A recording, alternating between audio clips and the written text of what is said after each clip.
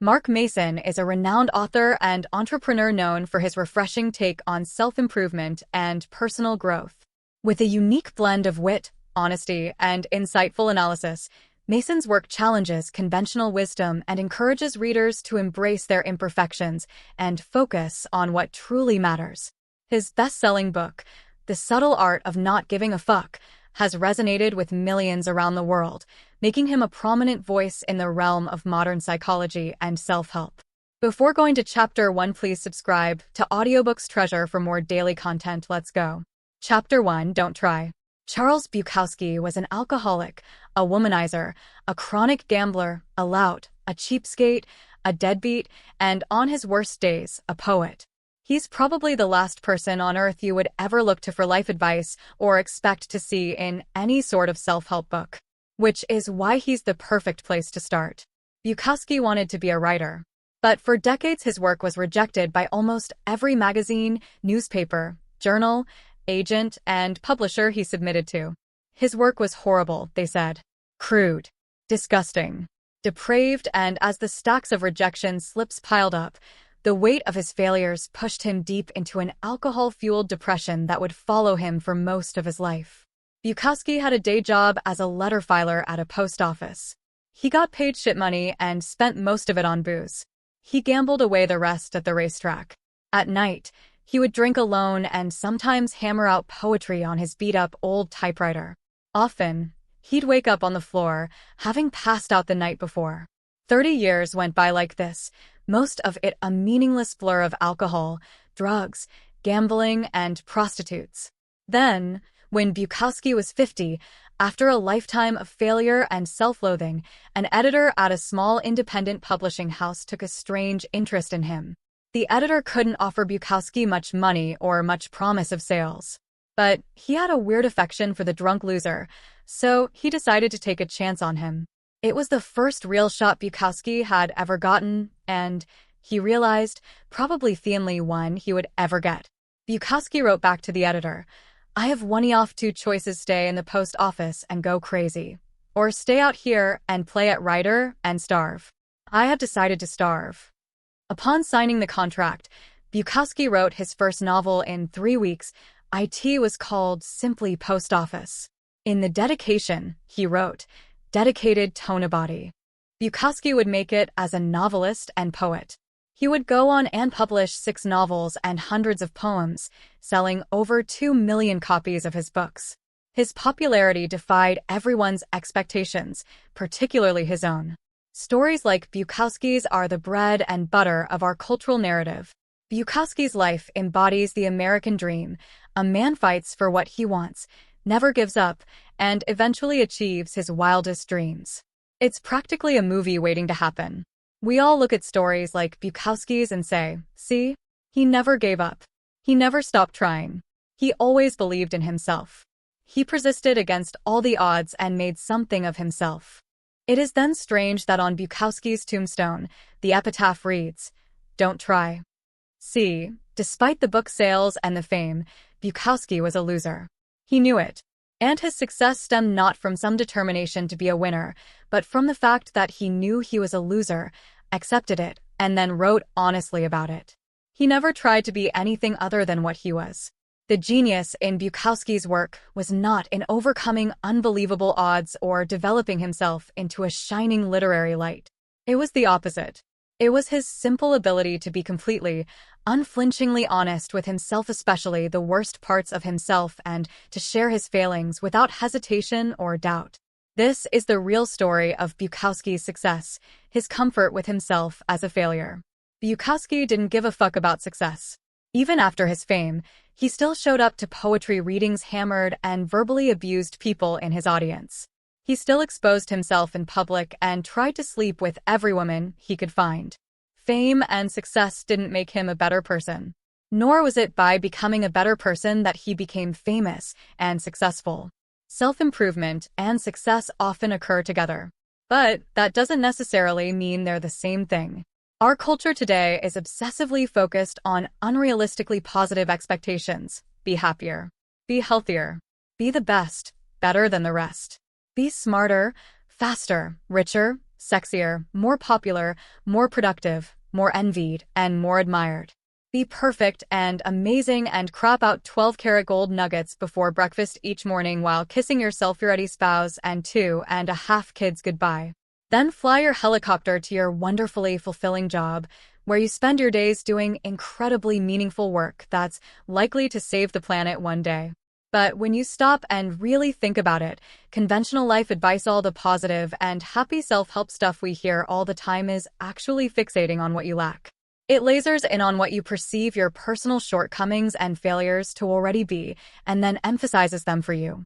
You learn about the best ways to make money because you feel you don't have enough money already. You stand in front of the mirror and repeat affirmations saying that you're beautiful because you feel as though you're not beautiful already. You follow dating and relationship advice because you feel that you're unlovable already. You try goofy visualization exercises about being more successful because you feel as though you aren't successful enough already. Ironically, this fixation on the positive, on what's better, what's superior, only serves to remind us over and over again of what we are not, of what we lack, of what we should have been but failed to be. After all, no truly happy person feels the need to stand in front of a mirror and recite that she's happy. She just is. There's a saying in Texas: the smallest dog barks the loudest. A confident man doesn't feel a need to prove that he's confident. A rich woman doesn't feel a need to convince anybody that she's rich. Either you are or you are not. And if you're dreaming of something all the time, then you're reinforcing the same unconscious reality over and over, that you are not that. Everyone and their TV commercial wants you to believe that the key to a good life is a nicer job, or a more rugged car, or a prettier girlfriend, or a hot tub with an inflatable pool for the kids. The world is constantly telling you that the path to a better life is more, buy more, own more, make more, fuck more, be more. You are constantly bombarded with messages to give a fuck about everything, all the time. Give a fuck about a new TV. Give a fuck about having a better vacation than your coworkers. Give a fuck about buying that new lawn ornament. Give a fuck about having the right kind of selfie stick. Why? My guess: because giving a fuck about more stuff is good for business. And while there's nothing wrong with good business, the problem is that giving too many fucks is bad for your mental health. It causes you to become overly attached to the superficial and fake, to dedicate your life to chasing a mirage of happiness and satisfaction. The key to a good life is not giving a fuck about more. It's giving a fuck about less, giving a fuck about only what is true and immediate and important. The feedback loop from hell. There's an insidious quirk to your brain that, if you let it, can drive you absolutely batty. Tell me if this sounds familiar to you. You get anxious about confronting somebody in your life. That anxiety cripples you and you start wondering why you're so anxious. Now you're becoming anxious about being anxious. Oh no, doubly anxious. Now you're anxious about your anxiety, which is causing more anxiety. Quick, where's the whiskey? Or, let's say you have an anger problem. You get pissed off at the stupidest, most inane stuff, and you have no idea why. And the fact that you get pissed off so easily starts to piss you off even more. And then, in your petty rage, you realize that being angry all the time makes you a shallow and mean person, and you hate this. You hate it so much that you get angry at yourself. Now look at you. You're angry at yourself getting angry about being angry. Fuck you, wall. Here, have a fist. Or you're so worried about doing the right thing all the time that you become worried about how much you're worrying. Or you feel so guilty for every mistake you make that you begin to feel guilty about how guilty you're feeling. Or you get sad and alone so often that it makes you feel even more sad and alone just thinking about it. Welcome to the feedback loop from hell. Chances are you've engaged in it more than a few times. Maybe you're engaging in it right now. God, I do the feedback loop all the time. I'm such a loser for doing it. I should stop. Oh my God, I feel like such a loser for calling myself a loser. I should stop calling myself a loser. Fuck. I'm doing it again. See? I'm a loser. Arg. Welcome to the feedback loop from hell. Chances are you've engaged in it more than a few times. Maybe you're engaging in it right now. God, I do the feedback loop all the time. I'm such a loser for doing it. I should stop. Oh my God, I feel like such a loser for calling myself a loser. I should stop calling myself a loser. Fuck. I'm doing it again. See? I'm a loser. Arg.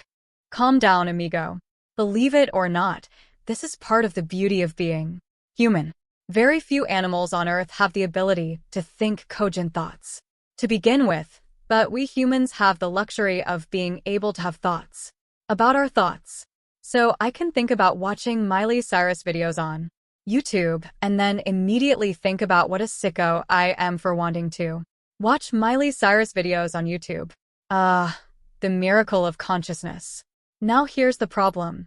Our society today, through the wonders of consumer culture and "hey look, my life is cooler than yours" social media, has bred a whole generation of people who believe that having these negative experiences, anxiety, fear, guilt, etc., is totally not okay. I mean, if you look at your Facebook feed, everybody there is having a fucking grand old time. Look, 8 people got married this week.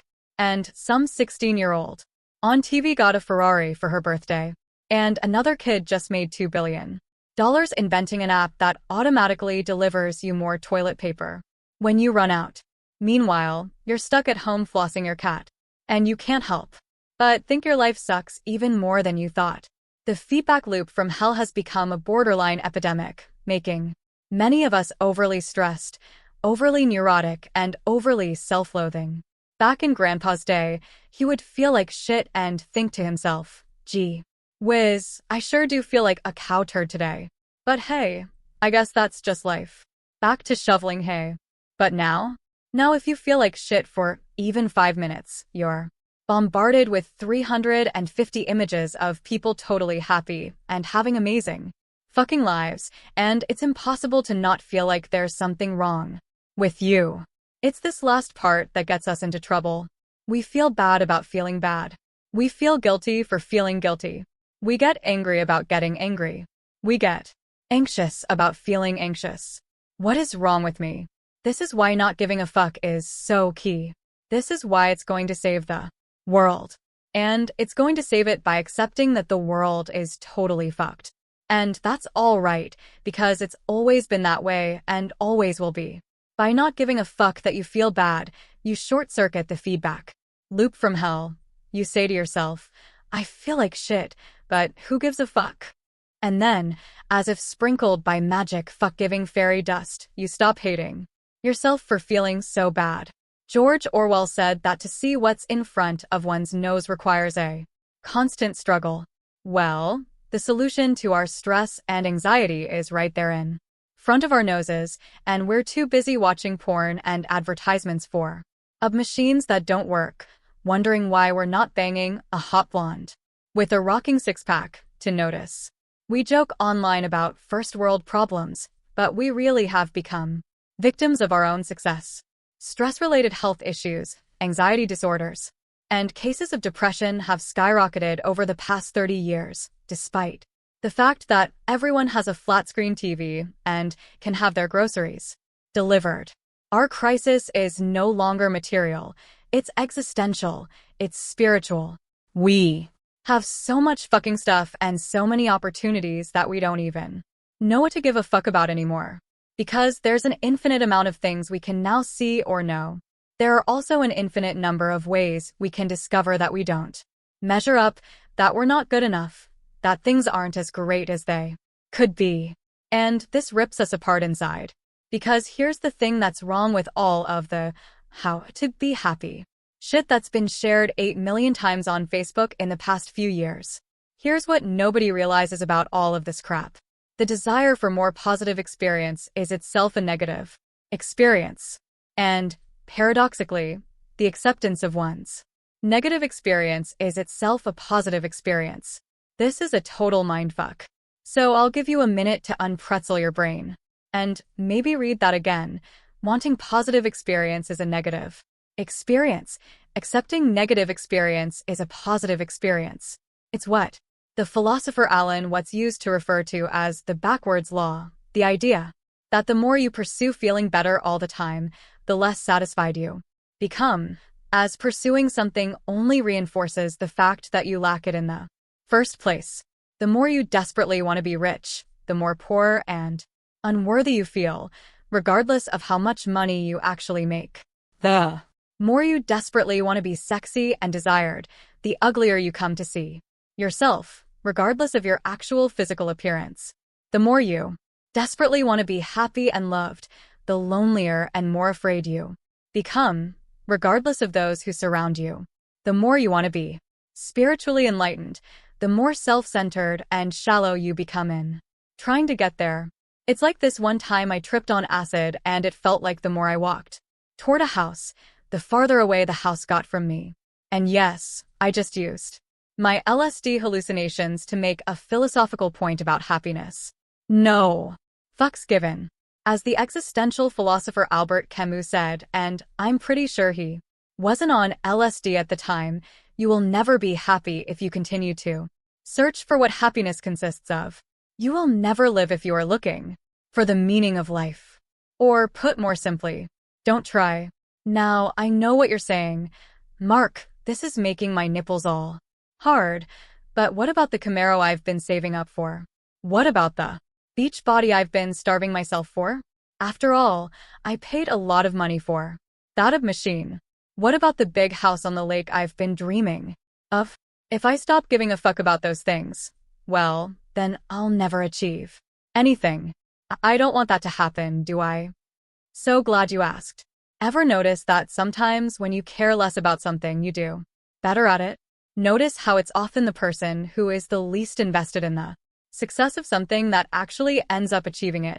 Notice how sometimes when you stop giving a fuck, everything seems to fall into place. What's with that? What's interesting about the backwards law is that it's called backwards for a reason. Not giving a fuck works in reverse.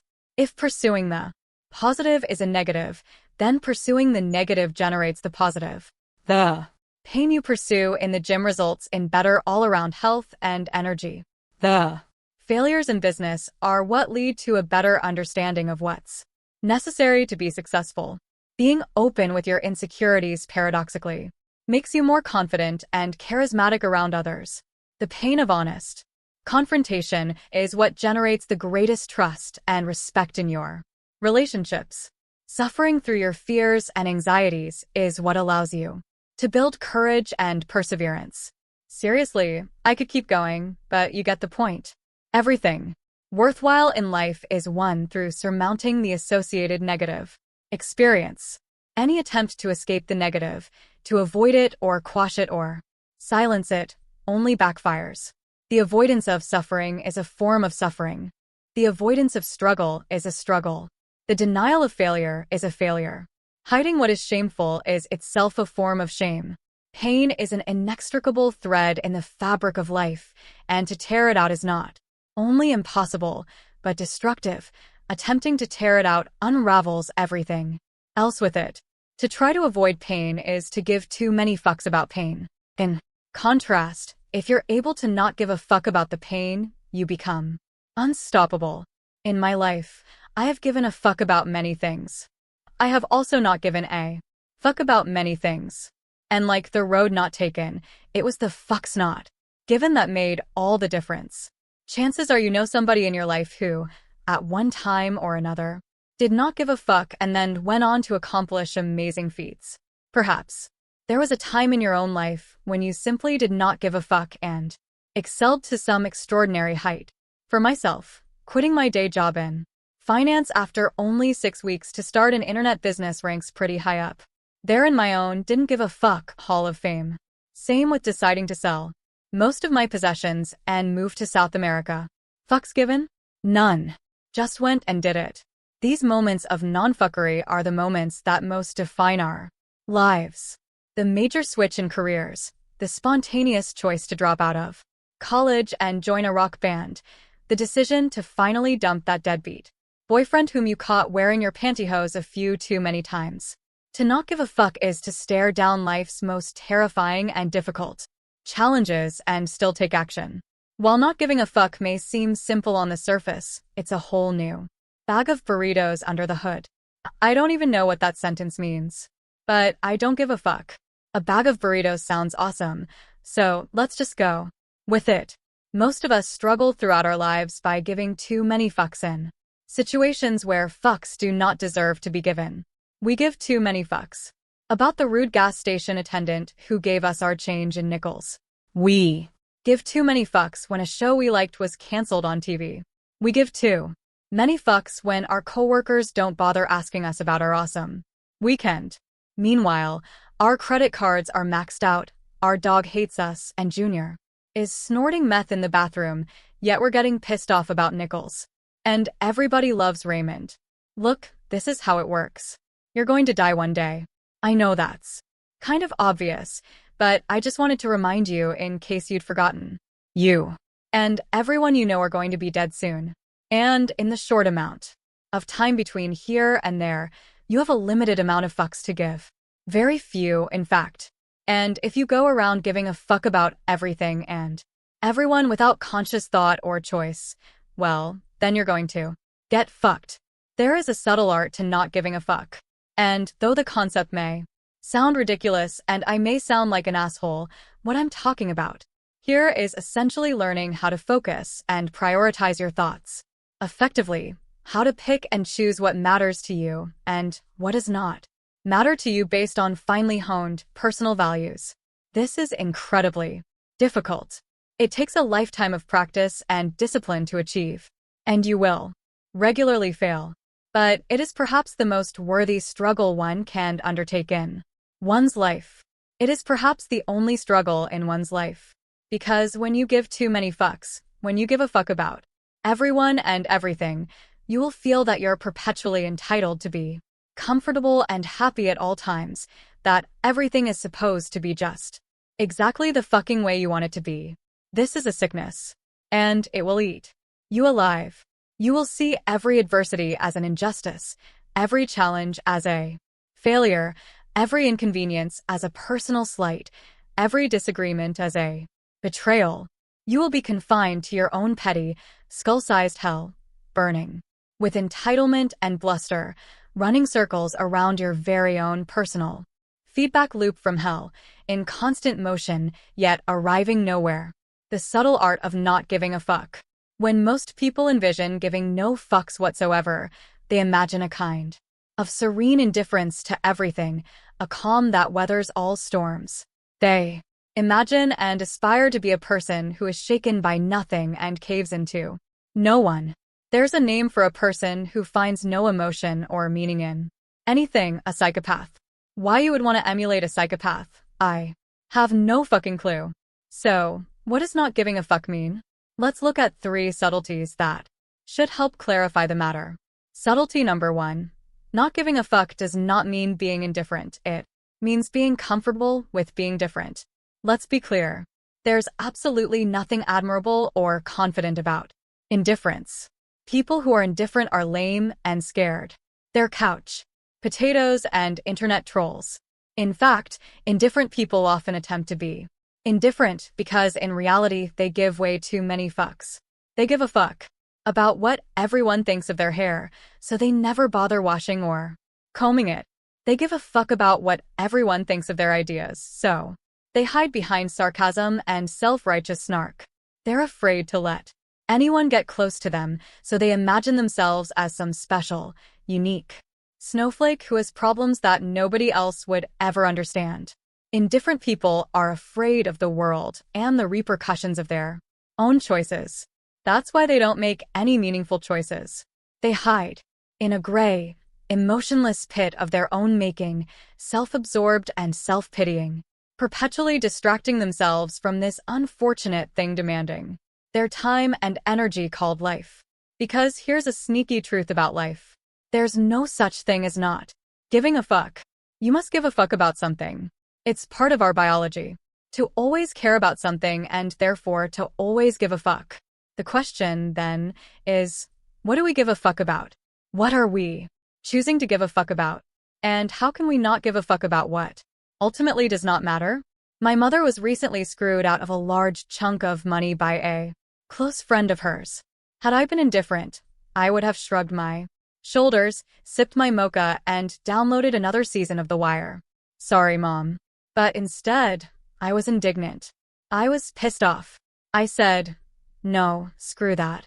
Mom, we're going to lawyer the fuck up and go after this asshole. Why? Because I don't give a fuck. I will ruin this guy's life, if I have to. This illustrates the first subtlety of not giving a fuck.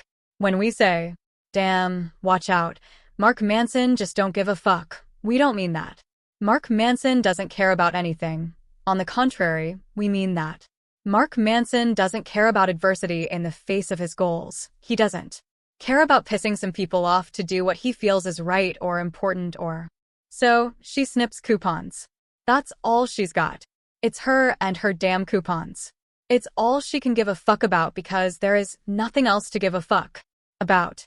And so when that pimply-faced 17-year-old cashier refuses to accept one of them, when he defends his cash register's purity the way knights used to defend maiden's virginity, you can bet Granny is going to erupt. 80 years of fucks will rain down all at once, like a fiery hailstorm. Of back in my day, and people used to show more respect stories. The problem with people who hand out fucks like ice cream at a goddamn summer camp is that they don't have anything more fuckworthy to dedicate their fucks to. If you find yourself consistently giving too many fucks about trivial shit, that bothers you. Your ex-boyfriend's new Facebook picture, how quickly the batteries die in the TV remote, missing out on yet another 2-for-1 sale on hand sanitizer. Chances are you don't have much going on in your life to give a legitimate fuck about. And that's your real problem. Not the hand sanitizer. Not the TV remote. I once heard an artist say that when a person has no problems, the mind automatically finds a way to invent some. I think what most people, especially educated, pampered middle-class white people, consider life problems are really just side effects of not having anything more important to worry about. It then follows that finding something important and meaningful in your life is perhaps the most productive use of your time and energy. Because if you don't find that meaningful something, your fucks will be given to meaningless and frivolous causes. Subtlety number 3. Whether you realize it or not, you are always choosing what to give a fuck about. People aren't just born not giving a fuck. In fact, we're born giving way. Too many fucks. Ever watch a kid cry his eyes out because his hat is the wrong shade of blue? Exactly. Fuck that kid. When we're young, everything is new and exciting and everything seems to matter so much. Therefore, we give tons of fucks. We give a fuck about everything and everyone, about what people are saying about us, about whether that cute boy/girl called us back or not, about whether our socks match or not, or what color our birthday balloon is. As we get older, with the benefit of experience, and having seen so much time slip by, we begin to notice that most of these sorts of things have little lasting impact on our lives. Those people whose opinions we cared about so much before are no longer present in our lives. Rejections that were painful in the moment have actually worked out for the best. We realize how little attention people pay to the superficial details about us, and we choose not to obsess so much over them. Essentially, we become more selective about the fucks we're willing to give. This is something called maturity. It's nice, you should try it sometime. Maturity is what happens when one learns to only give a fuck about what's truly fuckworthy. As Bunk Moreland said to his partner Detective McNulty in The Wire, which, fuck you, I still downloaded, that's what you get for giving a fuck when it wasn't your turn to give a fuck. Then, as we grow older and enter middle age, something else begins to change. Our energy level drops. Our identity solidifies. We know who we are. And we accept ourselves, including some of the parts we aren't thrilled about. And, in a strange way, this is liberating. We no longer need to give a fuck about everything. Life is just what it is. We accept it, warts and all. We realize that we're never going to cure cancer or go to the moon or feel Jennifer Aniston's tits. And that's okay. Life goes on. We now reserve our ever-dwindling fucks for the most truly fuck-worthy parts of our lives. Our families, our best friends, our golf swing. And, to our astonishment, this is enough. This simplification actually makes us really fucking happy on a consistent basis. And we start to think, maybe that crazy alcoholic Bukowski was onto something. Don't try. So Mark, what the fuck is the point of this book? Anyway, this book will help you think a little bit more clearly about what you're choosing to find important in life and what you're choosing to find unimportant. I believe that today we're facing a psychological epidemic, one in which people no longer realize it's okay for things to suck sometimes. I know that sounds intellectually lazy on the surface, but I promise you, it's a life/death sort of issue. Because when we believe that it's not okay for things to suck sometimes, then we unconsciously start blaming ourselves.